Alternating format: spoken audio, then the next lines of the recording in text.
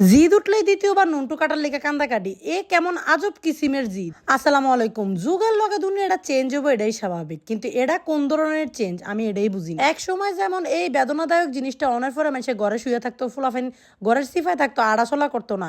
এই যুগে সবকিছুই উল্টায় গেছে। বিজ্ঞানের উন্নতির লগে লগে ফুলাফাইন যে কি পরিমাণ উন্নতি হয়েছে এটা আমরা আনাজটা দেখলেই বোঝা যায়। যেমন মনে করেন ফুলাফাইনটা সুন্নত করাই দিবা বা নুনটু কাটবো কইলে ফুলাফাইন দৌড়ায় ভাগ্যা যায়।